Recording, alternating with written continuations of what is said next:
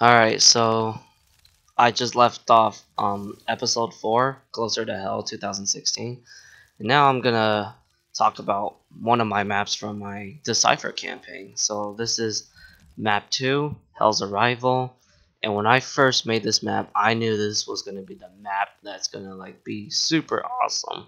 Because the first map, I actually it's basically like your standard preset map. I didn't really put too much effort in it. It only took me like 2 days. I just basically wanted the first map to be good enough to kind of give you a good first impression, or kind of be good enough to make you want to play you know through the later maps. And I feel like I did my job. And if players did enjoy the first one and they wanted to play the second one, well, the second map is going to be really awesome, because the second map I definitely went all out on it, and it definitely took a lot more work and effort compared to the first map.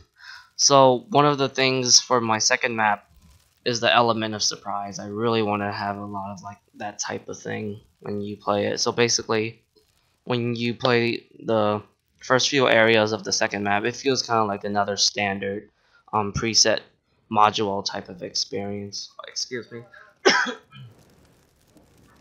Yeah, it feels kind of like your standard preset module experience. But the more you play, you'll kind of realize there's a bit of custom geometry here, much more than the custom geometry in the last map, where I didn't really use them to make my own geometry that much. It was just there for decoration purposes. But yeah, basically there are some pretty standard fare custom geometry here. I try to make it like a little facility, I guess if you would say, just something like that, because I kind of imagine myself going through a military facility in this area. So I thought it was kind of cool to make a simple military facility, basically. What else? So yeah, basically you'll go back here because you need the red key.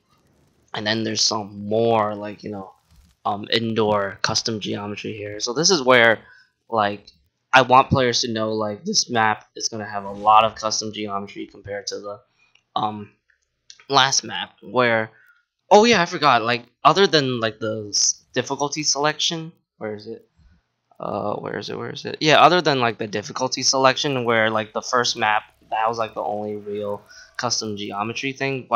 When you're actually playing, in game, when you're actually playing the maps, there's actually a lot more, custom geometry going on. But yeah, this was heavily inspired by classic Doom map design here. I wanted to let you have a lot of exploration, and just explore a lot. Just take your time, try to find as much goodies as you can get. And yeah, I'm really proud of what I did with this little corridor type of experience. This was definitely inspired by Doom 1, definitely inspired by the episode 1 levels and stuff, because a lot of the episode 1 levels were pretty much like this.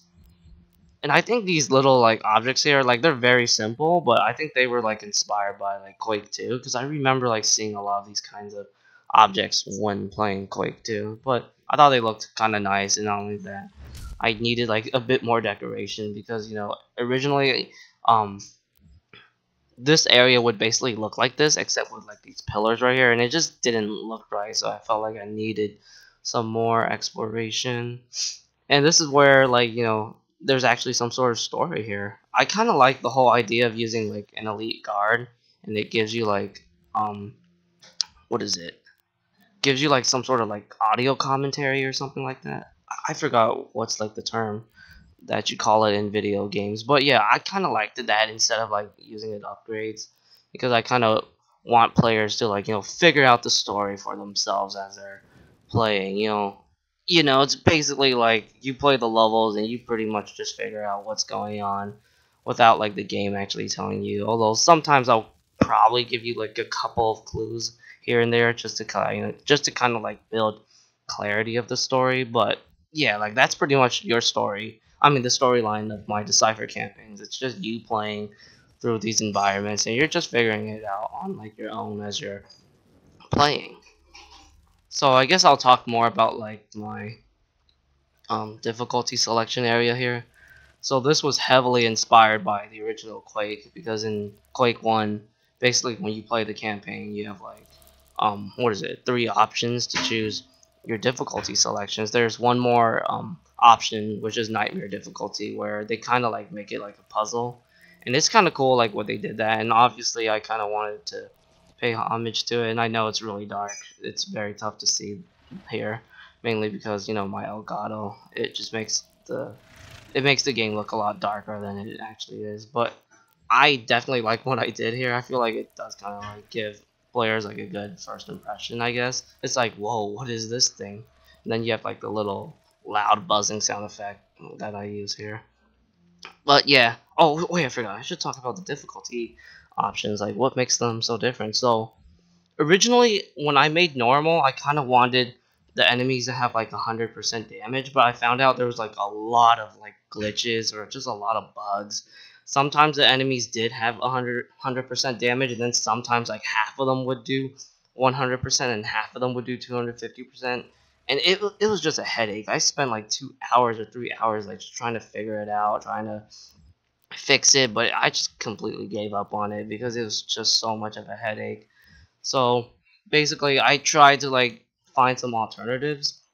Basically, if you play on what wait, is this normal difficulty? Yeah, if you play on normal difficulty, you do kind of move faster, because I knew I was gonna add platforming, and having that 15% extra speed does make the platforming significantly easier than making it at 100% speed. And I also feel like having slower speed means you do kind of have to be smarter with your movement and strategy. Um, you do get like more health. Actually, you always like for every level you pretty much are stocked up on health and stuff, but you do have like a couple of like um armor bonuses and all of that. But yeah, you do get like couple of armor bonuses, and oh my god, I yeah, you do get like armor bonuses and stuff on like the harder levels, because on the third map it is so much harder, and I decided to kind of like give normal players like as much armor bonus as they can get, because it's on normal. I kind of want to try to make sure, you know, people that play on normal do kind of have like a more reasonable experience, but at the same time, I am making this campaign to be like much more challenging and more strenuous than the main campaign. And not only that, I also want this campaign to kind of like raise the bar or raise the standards much higher than um what is it? Yeah, I basically kind of like want. I know I'm sorry, I'm getting kind of like lost and stuff, because there's like a lot of stuff that I want to talk about for this map, mainly because I think this is like the most interesting map out of like all the maps that I've done. But yeah, I tried to like raise the bar for the campaign, basically by making it more higher standard. Like the enemies are going to be much more packed in masses. You're going to fight like tougher enemies right off. I mean, fight tougher enemies really quickly, kind of like a No Rest for the Living. Like you're already fighting like a Mancubus on like map one. So I kind of like wanted to do the same thing with this map. Like I basically want you to fight like packs of Mankabai already in this area right here. Like I think you fight like 4 or 5 when you first like encounter the Mancubus. So yeah, that's kind of like what I wanted Decipher to have. Everything needed to be like done in like a higher standard, because I personally believe like if you ever make like an expansion pack for a game, it should be like more harder. It should be more challenging to a point where it does kind of make you rethink the way you play that game. And that was like another sense of influence for Decipher. Like I look at um Halo 2 on legendary difficulty. Like that game was so much harder than Halo 1 on legendary difficulty, and there was a lot of things that kind of like made me rethink the way I played Halo when it comes to like campaign. Same thing with Plutonia on ultra violence. It was so much harder than Doom 2 on ultra violence. So that also like made Doom players kind of rethink the way they play Doom, and I wanted this to kind of be the same thing for like at least for SnapMap. In the SnapMap mechanics, I really want this campaign to make you rethink the way you play on Doom SnapMap. With that said, the difficulty eventually kind of gets more interesting once I added like the BFG because I knew the BFG was going to be so freaking powerful and kind of like overpowered and stuff. So I decided to only let like the post have it because I feel like it's best to let like the guy with the best connection so he doesn't like get some really weird lag spikes because when you're playing like off host and you're playing like on a crappy connection, the enemies definitely do more damage than they normally do. Like it's really annoying. And what is it? The Mancubus. Like there are moments where I'm playing like on someone's host, like maybe like an East Coast host. I swear, I just cannot like dodge the Mancubus shots at time, and it's definitely like frustrating when you're playing on that type of connection. And another thing is, I don't want people to fight over the BFG. Like that's the thing. I just felt like that's gonna make it too much of a headache. So I decided to make the host only have the BFG, and basically I definitely want to like add pressure to it. If you die 3 times, you'll lose that BFG. But I always try to like give you another chance to like get it back. And later on, since like the BFG is so powerful, I decided to significantly increase the enemy's damage to like around 350% damage. And that's actually like real nightmare difficulty damage around there because I believe an imp can kill you in like 2 hits. Like 2 hits when you have 100 health. And I've tested that this in SnapMap is definitely the same thing. So for people that think like my damage is like much higher than Nightmare, that's actually not true. I think the main reason why they say that is because in my maps I throw in significantly more enemies than what the campaign does.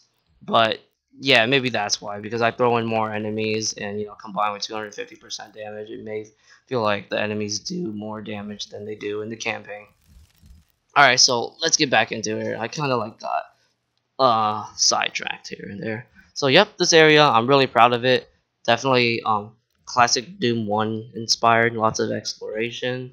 But this was just a build up for like my most exciting part right here, the city aspect of this map. And I decided to like use these checkpoints here. I never really like use these things in my previous maps, but I just feel like it's so good to kind of let players know where they're gonna save, and I just feel like that's just a good thing because players will sometimes never know if like this map have lives or if it doesn't have lives at all. So I just try to like um introduce this thing in like the first map and tell you, hey, this campaign has checkpoints. So yeah. So this area, so the city aspect, I was playing so much of Duke Nukem 3D, and I was just heavily inspired by Duke Nukem 3D with like the city level design and all that stuff. And I personally think Duke Nukem 3D, is still like the best FPS game with city map design. Like it just plays so well, and there's so many like good city levels too. Hollywood Holocaust, Red Light District. What is it? LA Rumble. That's my favorite level right there. Freeway, Hotel Hell. That's another fantastic city map. But like, there's so many like fun city maps in Duke Nukem 3D, and I kind of wanted to bring that to Doom Snap Map. But I also wanted to um try to like imagine myself. What if Doom 4, like the old Doom 4, where there was a lot of like those city like buildings and stuff in that old build of Doom 4. I want to try to like replicate that, but also try to like make it feel more like a Doom game. With lots of exploration, lots of like combat, and not like as linear and scripted, which Doom 4 was originally supposed to be. This area is like supposed to be like the facility, but I don't know. I feel like maybe I could try to make it look a little better because at that time, I just didn't really know what to do. And not only that, I was so super like excited to make the city levels because that was like the one thing that I was really like pumped up about when making this map. And that's another thing I want to say, like in the early levels, even though it was definitely a pain to make these levels, I had so many like ideas that I couldn't like wait to do. But once I got to like the 6th level, I was starting to run out of ideas, and that's where it really starts to suck because I kept like having a lot of creativity block. And yeah, I'm the type of guy that really wants to like get these maps done as quickly as possible, but also as smoothly as possible. yeah, it was definitely annoying for like the last 3 maps where I was really starting to struggle with ideas. But yeah, this is a really good first impression, and it's the first city module of this map. And basically, um, this is where I believe like the game will start to crank up the challenge and difficulty here. But I do some stuff to compensate it. I give you a super shotgun, give you some goodies here, some ammo. What is it? Yep, I love this secret so much. This is the only secret in this map, but I'm gonna like give it away because I really like it. So basically, you still cannot double jump here, but basically these boots here, once you grab them, you can actually double jump here and grab those mega health. I really thought that was a cool secret. And another thing is, I was aware that like they had those interactivities that are more like the campaign. The main reason why I didn't use them is because for co-op, I really think like they take a long time to respawn, and I just don't like that. I mean, it is good for like single player, and definitely makes you feel more like you're playing, the single player campaign. But having that thing for like co-op, it sucks so much. It takes so long to respawn. And imagine like playing with 4 players where you're trying to like wait for this thing to respawn before you could like proceed. So it was better for me to use the containers as the item upgrades or items that you need to get to progress your character. So yep, I think that's pretty much it for this module. And I'll go for this one. This one has a lot of interesting stuff I can talk about. So speaking of Duke Nukem 3D, this area right here is actually, what is it? This is actually Hollywood Holocaust. You see the little crate right here, and this was like the hotel that you can go in. Although it's not a hotel in this area, it's just kind of like a burnt down building. And you see the rockets right here. If you play a lot of Duke Nukem 3D, you should be able to recognize this. And this is like the little theater, but obviously it's not like a theater. I kind of designed this like a little coffee shop because it kind of reminds me of it. It looks like at your local Starbucks or something like that.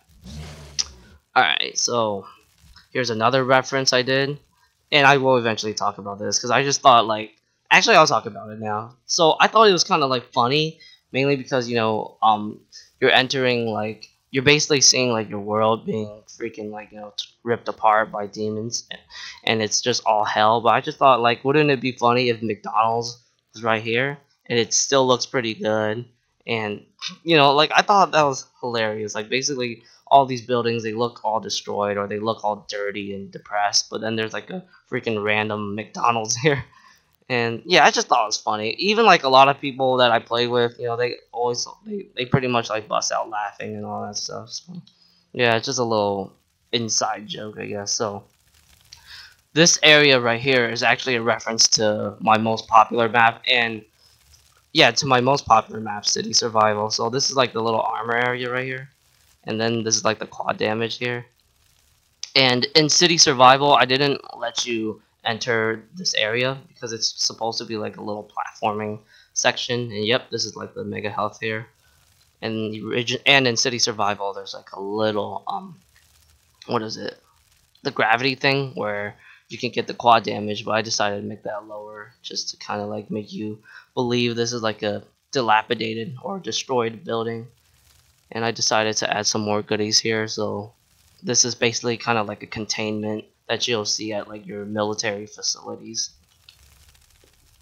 And I put a crap load of invisible barriers. When I was playing this, I was just trying to like figure out the most like ways that I can find to kind of like get out the map and stuff, and I found so many. So just gotta add a lot of invisible barriers here.